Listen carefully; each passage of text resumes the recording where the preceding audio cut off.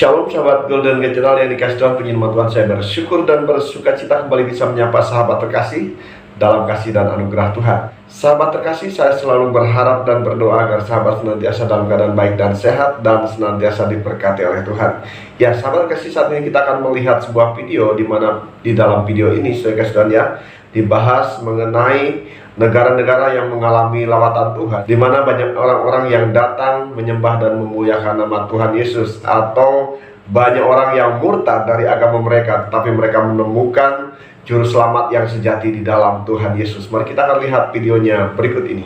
Angka kemurtadan orang Islam yang pada murtad di setiap negara terus meningkat, mengerikan sekali.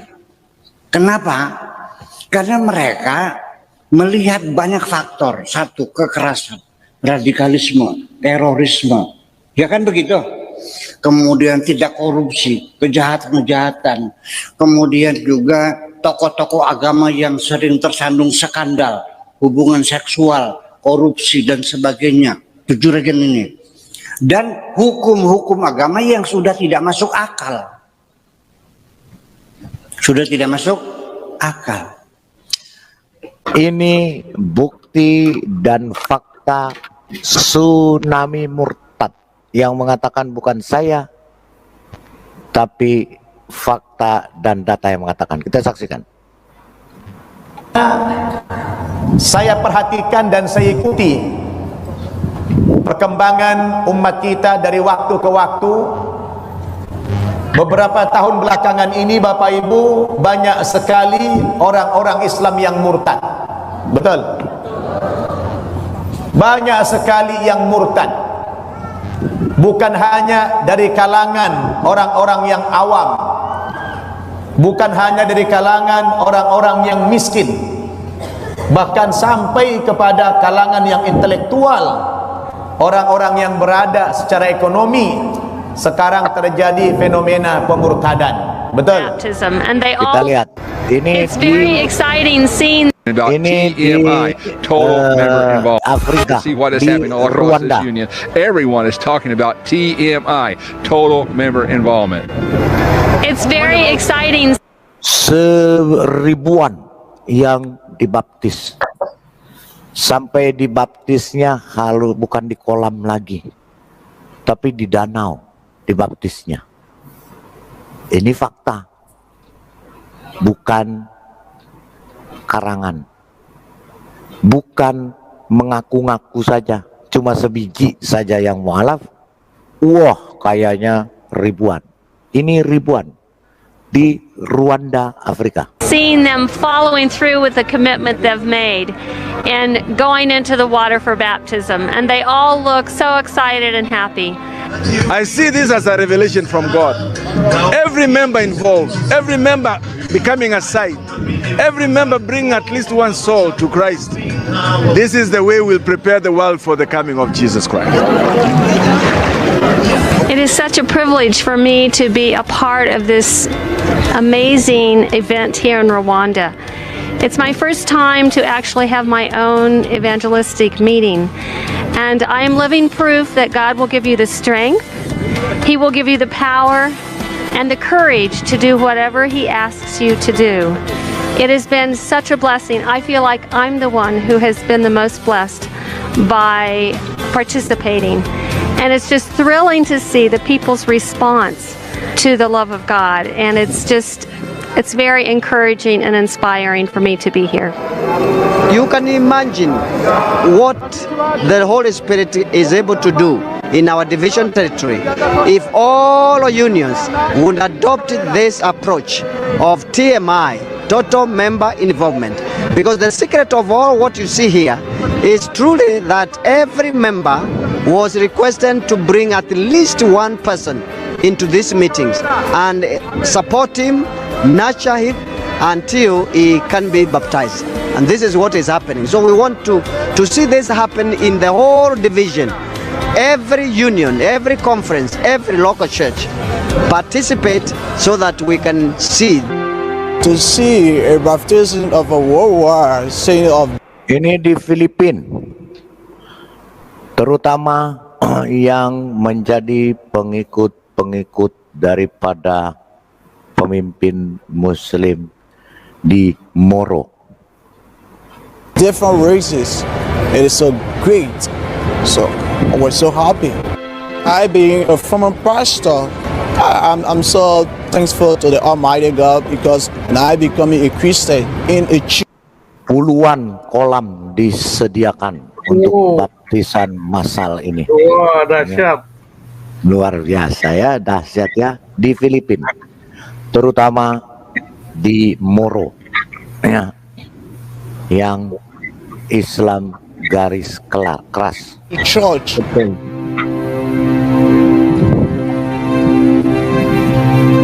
I'm a brand new man in the sight of God, and I believe that what I used to do before, I won't go back to it. I thank God for this church, and I pray until death do me part, I will never leave this church.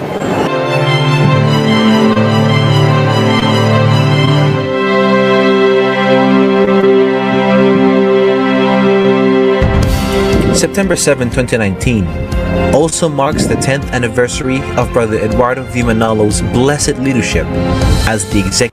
Semua memenuhi stadion utama setelah selesai dibaptis. Luar biasa, Tuhan Yesus kuda. Minister of the Church of Christ. Greetings to our executive minister, Brother Eduardo Manalo. I want to tell you thank you for the work that you are doing. I love him because he's a man of heart. He's a caring person. I pray that you will continue to do the work to save lives on the day of judgment. Thank you very much, Eddie. Thank you. God bless you.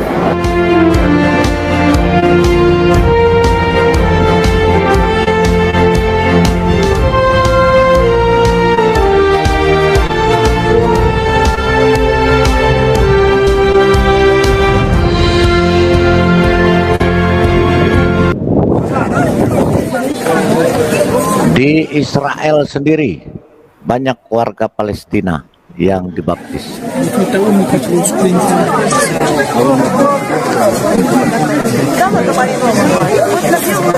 Dan warga Yordania, ini di Sungai Yordan.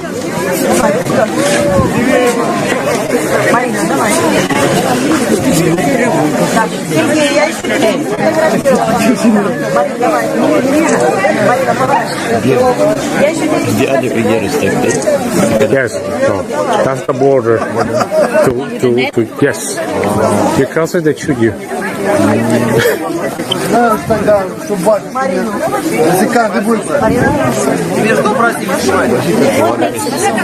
Because this is the end of the river before it gets into the Dead Sea. So it's just driving everything, okay, and it's basically that's why.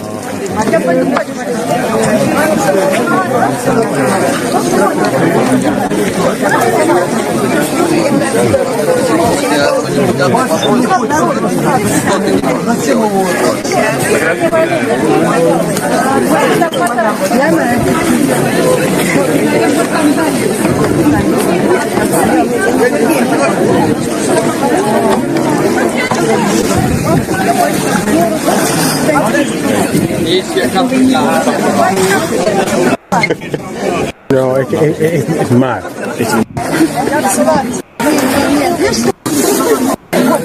Jadi sedemikian luar biasa ya. Ini banyak yang bertobat. Kita lihat lagi, masih banyak, bahkan sampai sang Ustadz nangis Bombay. Kita dengarkan. 6 million Muslims convert to Christianity in Africa alone each year.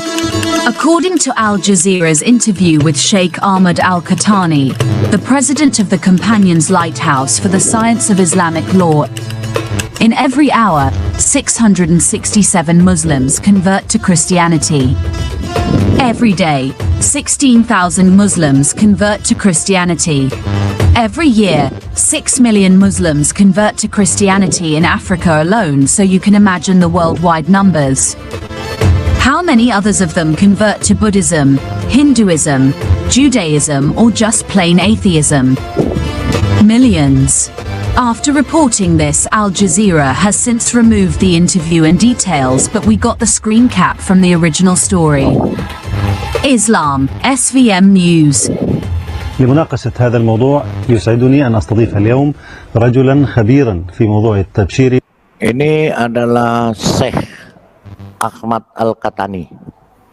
Dia cemas dan ketakutan karena 6 juta orang setiap tahun di Afrika saja murtad dan menjadi pengikut Yesus.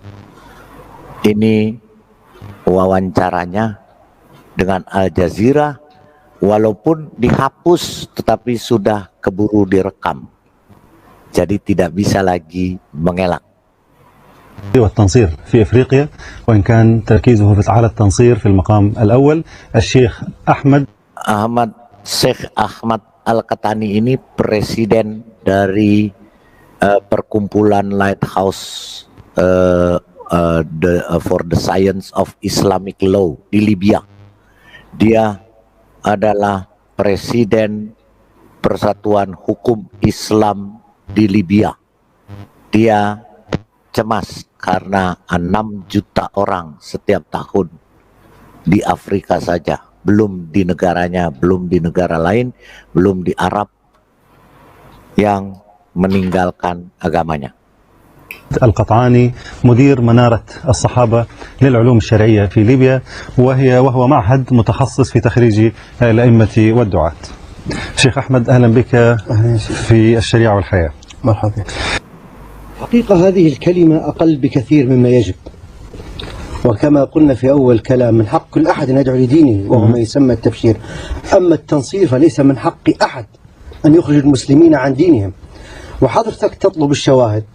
Katanya banyak Muslim menjadi Christianization, ya.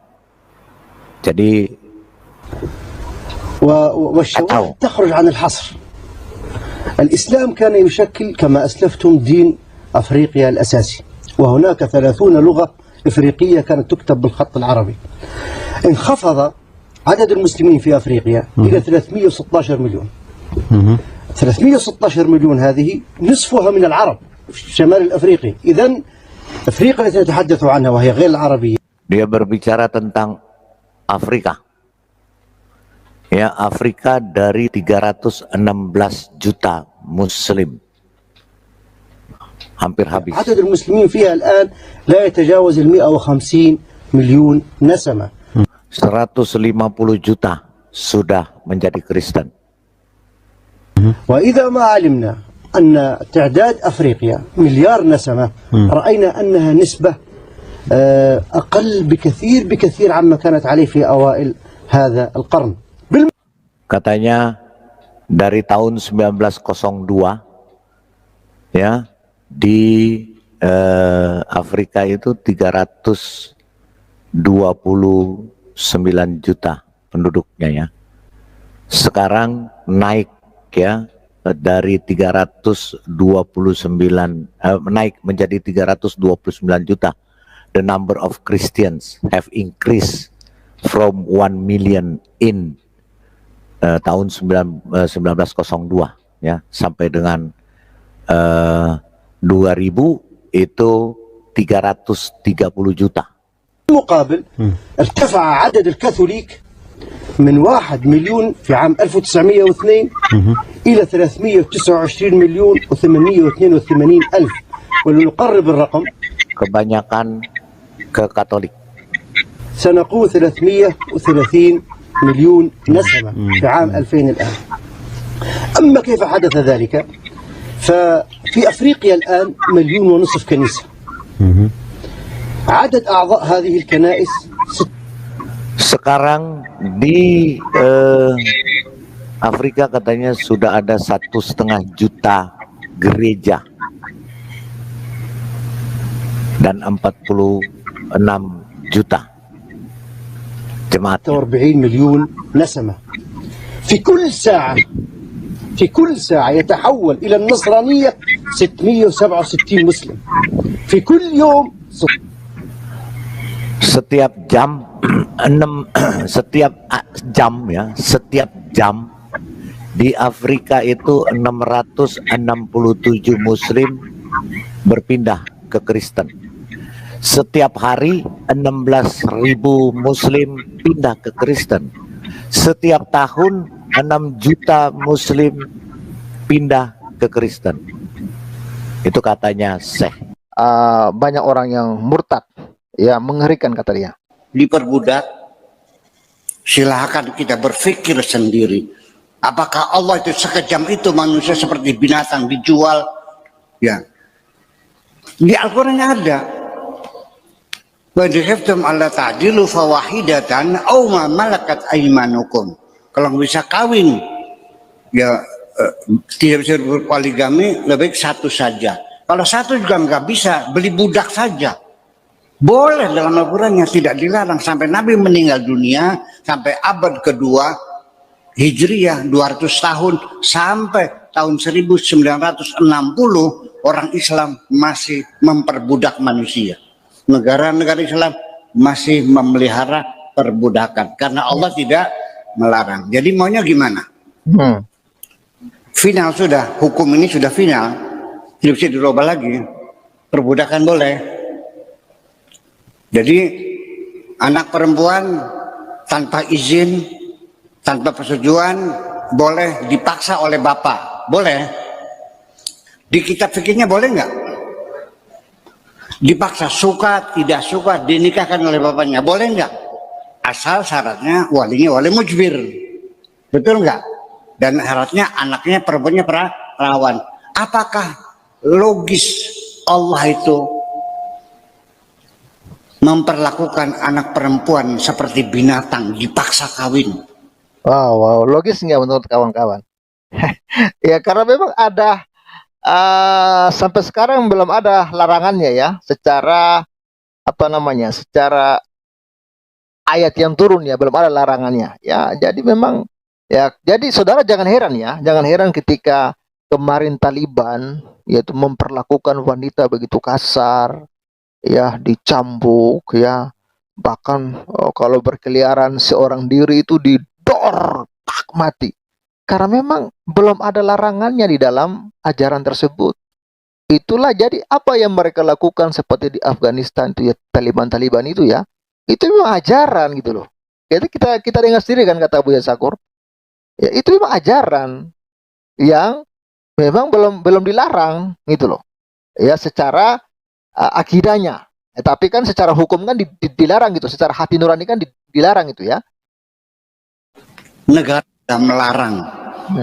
Makanya kalau ada naib, makanya yang melarang itu negara melarang. Makanya kalau ada naib mengawinkan, terjadi ada paksaan, masuk penjara naibnya. Betul. Silakan. Iya. Memukul istri itu tidak boleh, ada KDRT, kekerasan dalam rumah tangga. Kamu mukul istri, berdarah-darah, datang polisi, visum, masuk penjara. Tapi kan Tuhan tidak melarang, malah menyuruh kita. Nah loh, Tuhan tidak melarang, malah menyuruh kita. Makanya saya katakan tadi sekali lagi, di Taliban itu saudara, saya pernah nonton sebuah video mengerikan. Istrinya itu sekitar 4 orang itu, 4 orang.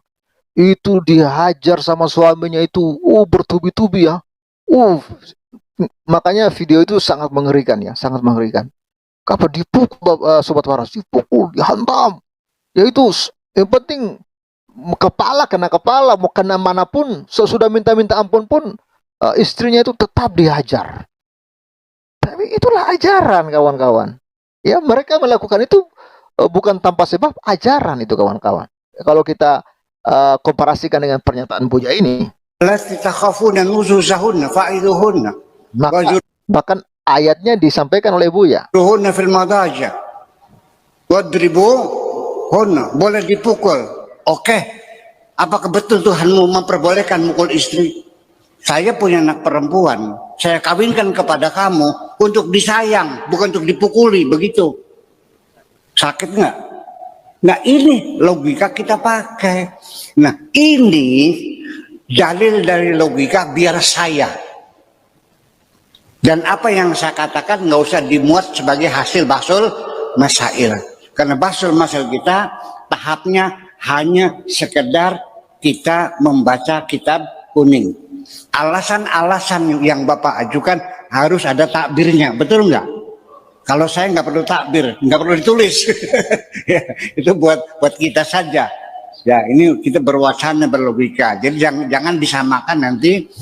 Jadi jawaban saya sekalipun saya ketua Basul Masail nggak usah ditulis karena nggak ada takbirnya. Kitabnya kitab apa? Ya kitabnya kitab logika. Akal-akalan aja itu mah. Tapi ini mesti dimulai Bapak sekalian, mesti dimulai. Sekalipun tidak sekarang. Ya mungkin sampai anak cucu kita. Tapi yang saya khawatirkan, ini angka kemurtadan orang angka kemurtadan ya. Islam yang pada murtad. Orang Islam yang pada murtad. Di setiap negara. Di setiap negara, ya artinya di seluruh dunia. Terus meningkat. Terus meningkat. Ya, jadi ada peningkatan yang luar biasa kata Buya Sakur. Mengerikan sekali. Mengerikan sekali. Kenapa? Karena mereka melihat banyak faktor. Jadi alasannya karena mereka melihat banyak faktor. Kita lihat ya apa faktornya. Kekerasan, radikalisme, terorisme. Ya kan begitu? Kemudian tidak korupsi, kejahatan-kejahatan. Kemudian juga tokoh-tokoh agama yang sering tersandung skandal, hubungan seksual, korupsi dan sebagainya. Jujur aja ini. Dan hukum-hukum agama yang sudah tidak masuk akal. Apa saudara? Hukum-hukum agama yang sudah tidak masuk akal kata Buya. Bukankah katanya Islam ini agamanya Allah kata mereka. Agama yang diturunkan Allah langsung. Bahkan Quran ini jatuh ke debu dari langit kata mereka. Langsung dari Allah kepada Jibril, langsung ke Muhammad. Jadi murni semuanya dari Allah langsung. Masuk akal enggak? Ini menarik ya pernyataan Buya ini ya. Dan hukum-hukum agama yang sudah tidak masuk akal. Tapi kau buaya, sekali lagi kusampaikan sama Bu Sakur, kau bukan buaya, tapi buaya. Isi ceramah kau tidak mengarah kepada umat Islam. Kau diundang atas nama apa? Siapa kau? Apa kau orang Islam? Kalau orang Islam tidak seperti itu isi ceramahnya. Berarti dia tahu sejarah Islam. Ini salah besar Polri mengundang dia. Dan kalau ini Menteri Agama juga maksudnya apa mengasihi dia sebagai buaya? Pecah belah bangsa. Pecah belah bangsa. Agama orang dihina. Saya tidak percaya dia Islam. Dia adalah bajingan sebagai buaya. Etika dan ya silakan Bu ya. Bayangkan kawan-kawan, begitu banyak orangnya, orang Islam yang benci Buya Sakur karena dia menyampaikan kebenaran. Mereka merasa dilecehkan ketika Buya mulai mengkritik ajaran atau hukum-hukum agama Islam ini. Dia dianggap sebagai orang yang najis lah ya, sampai dibilang buaya. Nah, dan kita dengar ya bagaimana tanggapan Buya Sakur. Ya, jadi apa yang perlu saya tanggapi, ternyata kan pesan apa yang dia sampaikan. Ya. Apakah saya salah mengatakan sesuatu? Enggak juga. Atau dia punya usul sebaiknya saya harus begitu begini? Enggak juga. Jadi ketika tidak ada pesan-pesan untuk saya, lalu bagaimana saya harus menanggapinya? Dia nggak ngomong apa-apa kan? Iya. Nggak usul nggak kan? Iya. Nggak saran kan? Iya. Nggak masukan kan? Nggak kritik kan? Iya. Hanya mencaci maki saya kan? Terus gimana? Ya, tanggapi. Nah, tetapi ketika saya menerima cacian seperti itu, dan sering. Bukan itu saja, saya bukan marah ya, tapi saya mencoba untuk berintrospeksi apa kesalahan yang pernah saya lakukan kepada Tuhan saya. Barangkali ada kesalahan yang saya lakukan sehingga saya kena pemarahan dari Tuhan. Marahnya Tuhan saya melalui mulut orang itu. Iya. Itu artinya Tuhan lagi marah kepada saya melalui mulut kamu, kan gitu persoalannya. Yeah. Kita dengar aja, yang penting kita introspeksi. Barangkali saya punya salah, saya perbaiki, itu aja persoalannya. Ya, jadi saya tidak berharap andaikan Tuhanku marah kepadaku dengan suaranya sebagai Tuhan, mungkin aku menjadi debu kosmis lagi. Untung saja marah-marahnya melalui mulut orang seperti itu. Iya, yang penting segera saya harus memperbaiki diri. Barangkali saya punya kesalahan. Nabi juga mengatakannya begini, Allahumma hdi qaumi innahum la ya'lamun. Ya Allah, berilah hidayah kepada kaumku. Innahum la ya'lamun, mereka nggak paham. Ya Allah, berilah hidayah kepada mereka karena mereka nggak paham. Ya, untuk itulah saya minta kepada majikan saya, ya, semoga Allah mengampuni mereka. Alasannya apa? Karena aku sudah memaafkannya. Selesai. Tidak mungkin dong saya mendoakan orang dengan kejahatan, menyumpah orang dengan kecelakaan supaya buta, supaya mati. Oh ya, enggak dong. Itu bukan wewenang saya semacam itu. Jadi mesti Anda ketahui bahwa kita sekarang ini sedang bekerja untuk Allah.